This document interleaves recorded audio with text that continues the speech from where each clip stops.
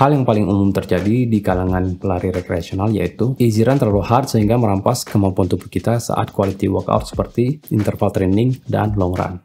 Jika teman-teman sudah rutin membangun fondasi aerobik dalam waktu yang cukup lama, sekarang mungkin saatnya memberi sedikit ruang untuk latihan kecepatan atau speed sebagai stimulus baru. Tentu saja, semoga fondasi aerobik tersebut sudah dijalani dengan konsisten selama kurang lebih 3 hingga 12 bulan, tergantung pada titik awal memulai dan tingkat kebugaran kita masing-masing. Ingat, semakin tidak terburu-buru prosesnya, semakin baik. Ini penting untuk memastikan fondasi kita cukup kuat untuk menopang latihan yang lebih intens dan terhindar dari cedera ataupun hal-hal yang tidak diinginkan. Mungkin akan lebih mudah jika teman-teman pernah time trial 5 km lari ataupun pernah ikut event lari 5 km sebelumnya. Karena itu saya sarankan bagi teman-teman yang sudah cukup lama membangun fondasi aerobik, coba lakukan uji lari 5 km dengan effort maksimal. Gak perlu terlalu terstruktur atau menargetkan performa terbaik. Tujuannya bukan untuk memecahkan rekor pribadi, melainkan untuk mendapatkan data acuan yang valid sebagai tolak ukur sebelum memasuki fase latihan speed nantinya, karena itu bakal berhubungan. Apa itu speed work dan mengapa penting? Speed work secara ilmiah dikenal sebagai latihan seperti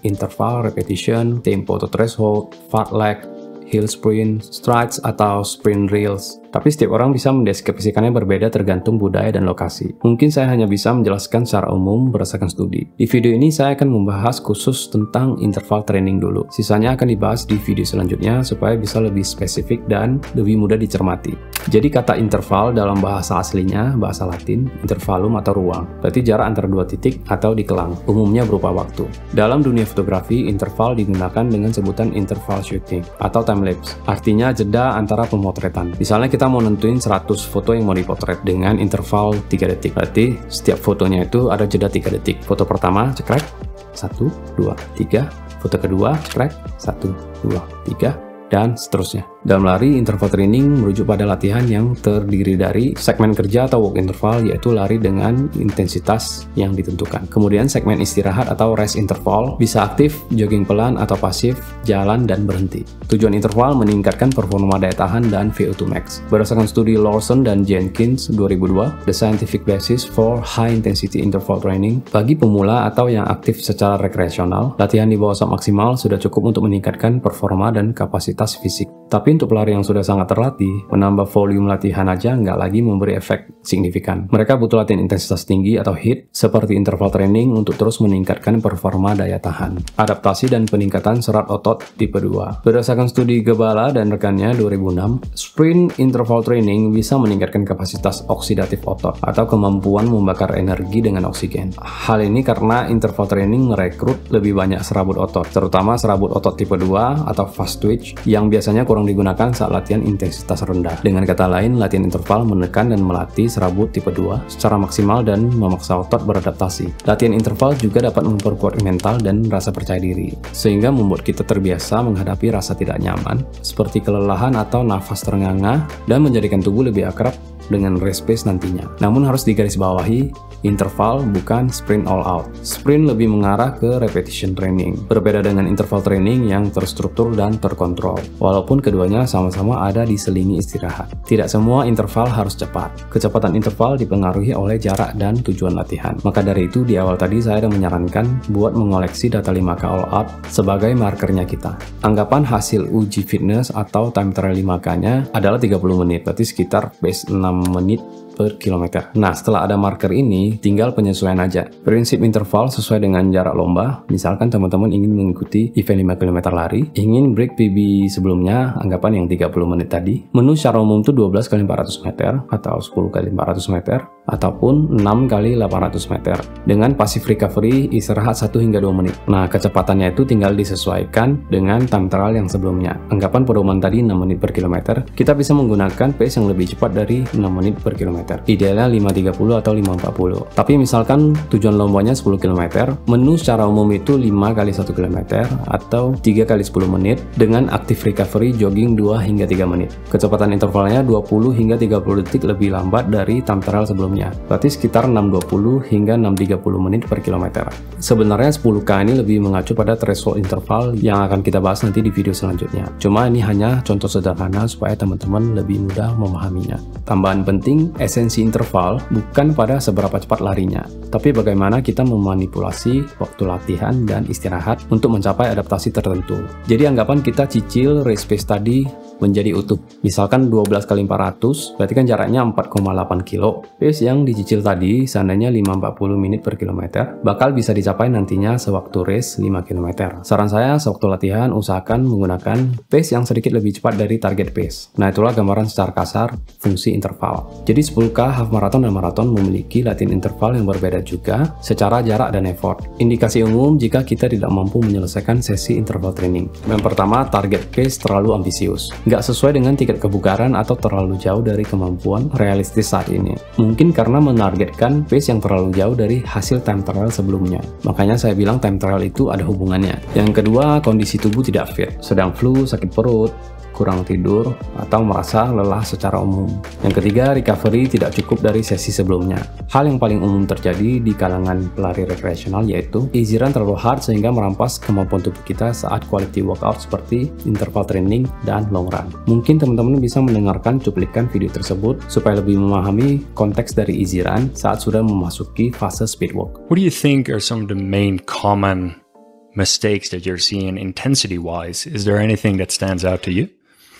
I think in general that people go too fast. What we call like regenerative easy running, that would be like the classical zone 1. People almost never go there. Like people is going on zone 2 or even zone 3 during like what's supposed to be a easy run. And that means that they are not able to recover from the hard sessions, or when you are going to do a hard session, you will not be able to go hard because so then it makes that all the trainer will be most in the same area because you are too tired to go to push that hard. So I think in general it's like easy means easy. Like it doesn't matter if you run at like 6-7 kilometers an hour. It doesn't matter. Like it's not about going fast. It's about making your body move and like have some adaptations, have some regeneration to be able to do very well, to push hard when you have the hard sessions. That's one. What are some common mistakes that you see runners make? Like you see runners of different levels, in particular for non-elite athletes, recreational runners. What are some mistakes that you see there? You know, it's funny. I think the mistake that I see is common amongst both elite and non-elite, and that's, in my opinion, running your easy days too hard. So my dad, he told me when he was the one who initially coached me when I was in high school. And he said, make your easy days easy and your hard days hard. Simple, straightforward advice, but a lot of people need to hear that because like myself, I like to push all the time, you know, and I'm now too, because you have a GPS on your wrist. If I didn't have that when I came up in the sport, you didn't even know how fast you're running. You're just running for time, you know? But now like you can look every second, see what your pace is and stuff. People get way too married to numbers. So like for easy running, like if your body's feeling good, like I've had easy runs where I was running like 5:20, 5:30 pace at sea level before I ran 2:04 at Boston. Like the day before the race, I was running 30 minutes, but like at like 5:20 pace because I was feeling so good.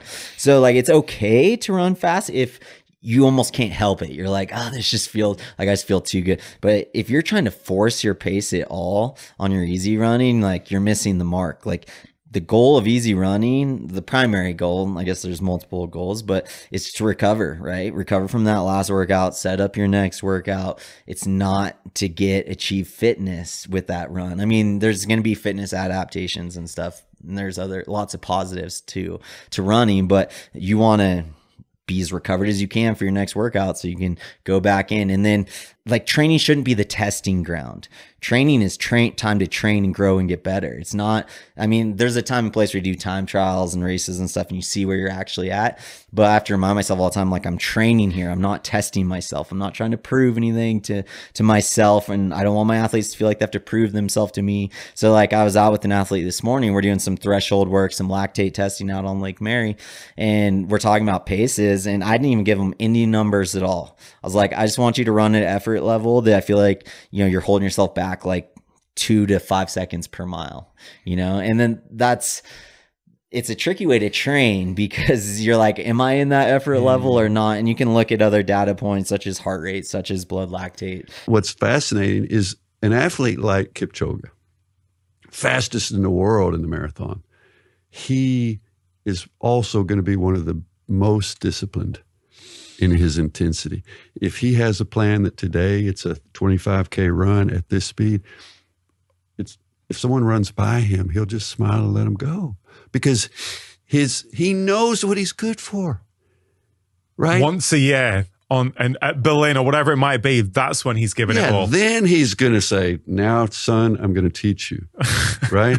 Come watch the teacher. But on these other days, most of the time, if his plan is low intensity, he will, one of the things that makes him great is his discipline, is his ability to park his ego at the door and let them do what they do. Saya akan coba analogikan secara keseluruhan. Base building seperti akar pada tanaman. Akar selalu tumbuh terlebih dahulu sebagai fondasi awal, kemudian disusul oleh batang dan daun. Saat sistem aerobik sudah terbentuk dengan kokoh, maka improvement akan menyusul. Speedwork diibaratkan sebagai pupuk organik yang diberikan pada tanaman saat sudah memasuki umur dewasa pada masa pembungaan atau pembuahan dengan frekuensi maksimal 1 hingga 2 kali seminggu untuk merangsang pertumbuhan akar lanjutan dan memperbaiki struktur tanah. Namun jika pupuk diberikan berlebihan, dapat mengganggu keseimbangan pH tanah yang bisa menghambat pertumbuhan akar dan kerusakan pada tanamannya. Bahkan akar bisa membusuk. Speedwork yang berlebihan dapat merusak fondasi aerobik yang sudah dibangun, meningkatkan resiko cedera, menghambat waktu pemulihan dan ketidakseimbangan hormon. Oleh karena itu, jika ingin batang, daun, bunga, ataupun buah terus tumbuh dengan baik, akar harus tetap kuat. Memahami konsep penting dalam setiap jenis olahraga agar lebih efisien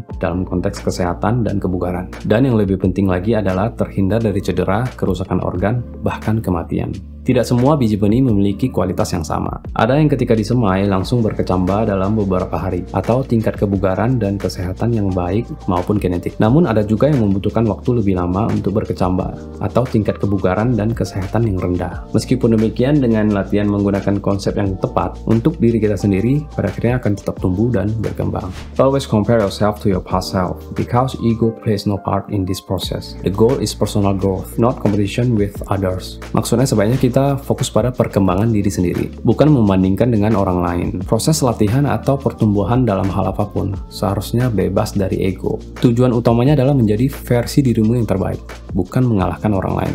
Amateurs want praise, professionals want feedback. Maksudnya orang yang masih pemula biasanya ingin diakui atau dipuji, sedangkan orang yang berpengalaman justru ingin mendapatkan kritik atau masukan agar bisa terus memperbaiki diri. Sekian video kali ini, semoga bermanfaat. Jangan lupa subscribe, like, komen, dan sampai jumpa di video selanjutnya. Bye.